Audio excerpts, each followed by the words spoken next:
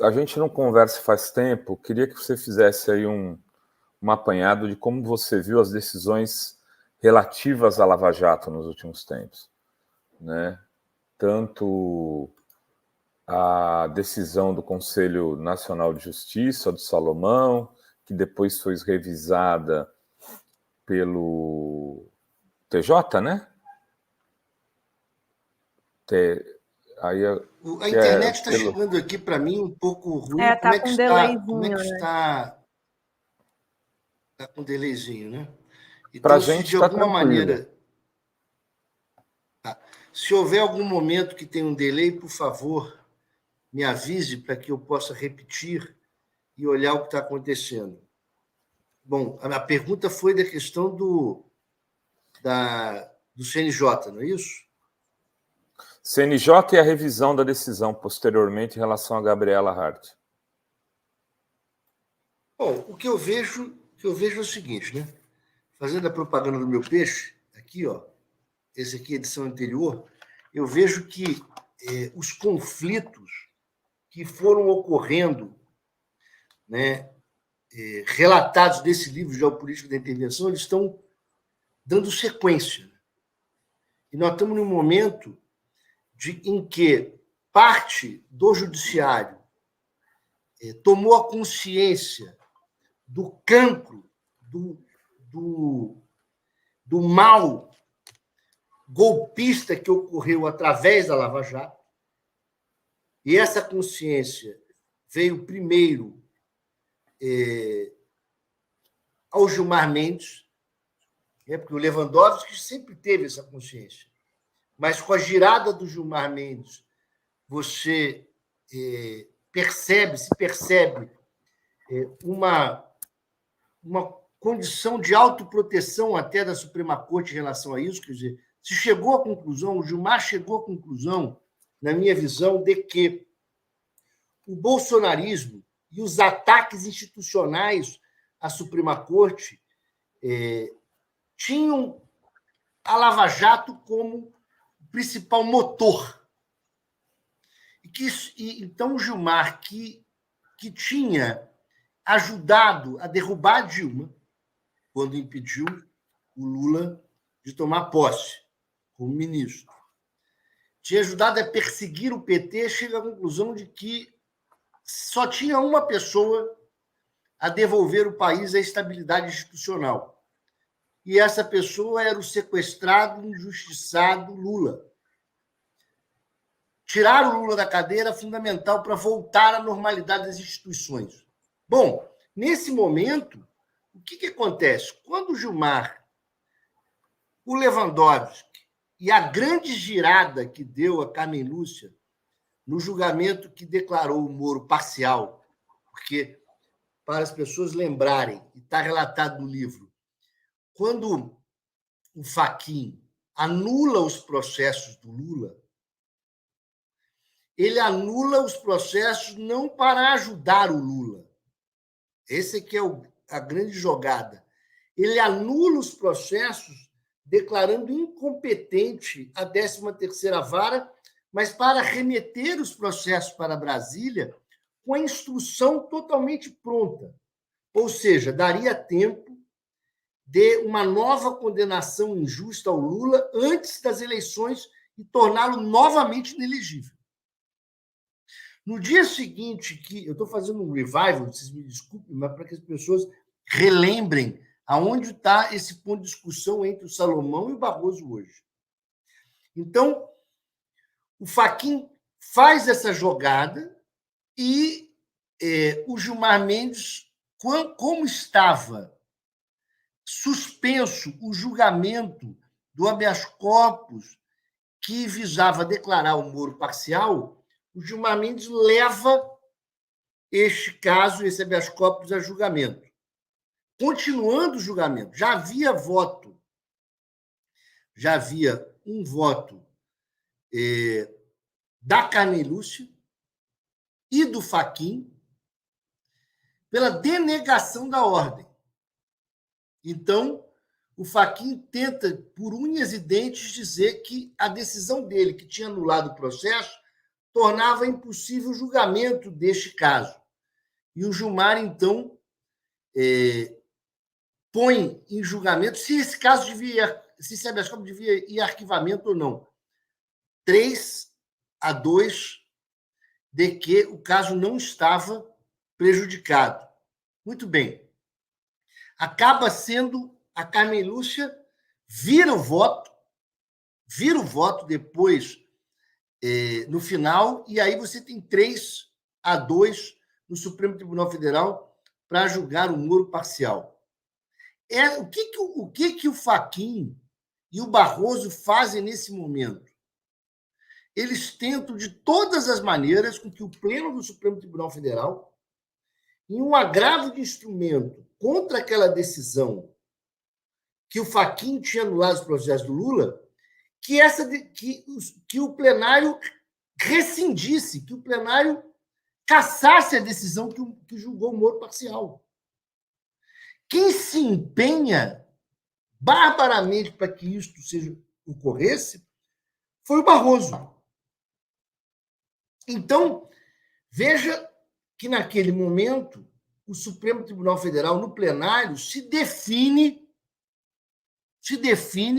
mantendo o Moro parcial e não anulando o julgamento da turma, que seria uma aberração jurídica.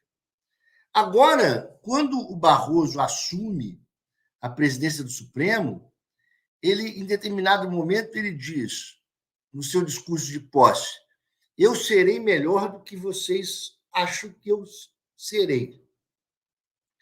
Essa posição dele de tentar salvar, de qualquer maneira, a juíza, e o embate dele com o Salomão, demonstra que ele ainda está muito vinculado àquilo que foi a trajetória dele no Supremo Tribunal Federal. E vamos dizer, veja, olhem as consequências, porque o Barroso, ao mesmo tempo que foi quem disse a um transeunte bolsonarista em Nova York... Perdeu o Mané. Perdeu o Mané. O que acontece? Ele se posiciona com isso, mas ele continua tentando salvar a Lava Jato e os seus integrantes. Inclusive, nós sabemos que na Vaza Jato constam diálogos deles, inclusive encontro do Barroso com o Dallagnol. Então, veja, agora vamos imaginar algo importante. Imaginemos a figura que quer, de todas as formas, transparecer progressista, porque o Barroso não quer, de forma nenhuma, estar colado ao bolsonarismo, certo? Não quer de jeito nenhum.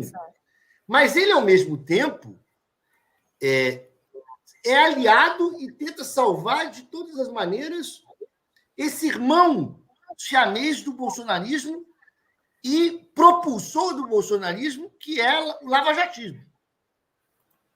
Vamos pensar como faz o Gisálio Cerqueira Filho em relação a tempo histórico, quando ele fala do passado futuro.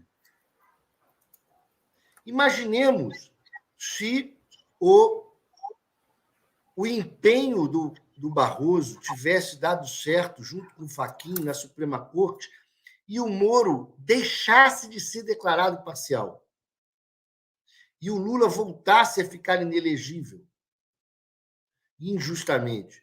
Eu me pergunto, nós não estaríamos hoje sob o governo Bolsonaro novamente?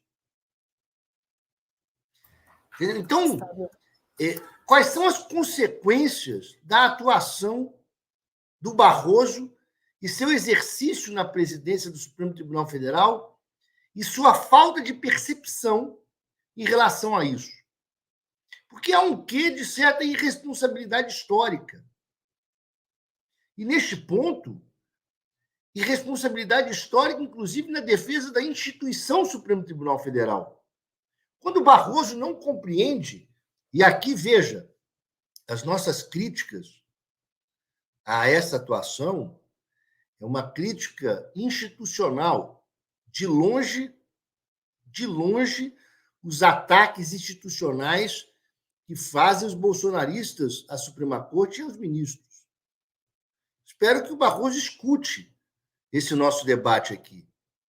Há o quê de irresponsabilidade histórica? E o bom juiz, nós dizemos no direito, é aquele que revê suas posições. Porque se ele tivesse ganhado no Supremo Tribunal Federal o debate em relação à permanência do Moro, salvação do Moro como um juiz imparcial, o Bolsonaro teria ganhado a eleição e provavelmente o Supremo já tivesse sido definitivamente atacado. Porque as irresponsabilidades e os ataques à Suprema Corte não vieram somente do bolsonarismo, mas do lavajatismo. No momento em que a Vaza Jato, por exemplo, traz profundas passagens em que os procuradores da Lava Jato atacaram, investigaram e tentaram atacar inúmeros ministros da Suprema Corte e do STJ. Portanto, olha, acredito eu que o Salomão tenha saído engrandecido disso. E digo a todos vocês que nos escutam, leiam a última revista Fórum, que há ali dados importantes sobre esse jogo de xadrez. E um dado importante é o recurso dos outros desembargadores que não retornaram ao seu cargo e distribuído ao Flávio Dino. Isso é um dado muito importante, porque significa que o Flávio Dino é prevento para este caso como um todo, nesse jogo de xadrez. O que significa muito claramente que essa decisão que faz com que a juíza afastada, que autorizou essa fraude de 2 bilhões de reais na Lava Jato, possa vir a ter um revés e ela, novamente, voltar ao afastamento. E vamos dizer, o Dino tem tamanho para esse enfrentamento, né? E o Salomão acho que sai engrandecido disso, porque ele mostrou que topa, né, o embate de maneira dura, né? Com certeza. Então, você acha que a Gabriela Hard pode ainda sofrer um revés, mas ela vai sofrer, provavelmente, né? Vai ter o julgamento, um processo administrativo, né? Também. Mesmo que ela não seja afastada novamente, vai ter... Não, mas eu queria até entender melhor isso mesmo. A previsão do Fernando é que vai para o Supremo e ela perde, é isso? Veja, eu entendo que, estando Flávio Dino como relator prevento dos outros deste dois, caso, exato. E, portanto, como ele... Porque a decisão que afastou é única, né? Não é uma decisão que afastou a juíza e uma decisão que afastou os desembargadores. A decisão é única. Eu estou com ela aqui impressa na minha frente. Portanto, sendo uma única decisão, um procedimento único, me parece que haverá prevenção em relação aos desembargadores também. E entendido desta forma, há um grave risco a ela de um revés no Supremo Tribunal Federal. E com o Dino, né? Ao final da decisão dele, do Salomão, essa aqui que está na minha mão, ele decreta o afastamento da juíza, né? E encaminha a cópia da decisão ao Toffoli, certo? Eu preciso pegar a decisão dos desembargadores, me parece que não está na mesma, mas, de toda forma, você veja, quando ele remete ao Toffoli, ele está indicando a prevenção do Toffoli. Agora, havendo a distribuição para o Dino, há uma possibilidade de prevenção ao dino. Ou seja, em ambos os casos, a situação dela não é nada favorável, né? E o embate, veja, o embate no CNJ foi um embate que se decidiu por um voto, né? Se 8-7. Um embate que se decidiu. E o voto do Barroso. O voto do Barroso, o presidente, teve empate. Então, diante disso, há uma enorme possibilidade de atuação do Supremo, né? E se você estivesse falando de um julgamento que o Salomão tivesse ficado isolado, né? 12-3, né? Aí, né, o Supremo poderia não se meter nisso. Mas em uma posição dessa, que foi empate e o Barroso ele desempata, quer dizer, o caso acaba virando um caso que a intervenção da Suprema Corte é primordial, né, em relação a isso. Vai se decidir a Suprema Corte. O embate será entre ministros do Supremo Tribunal Federal, me parece.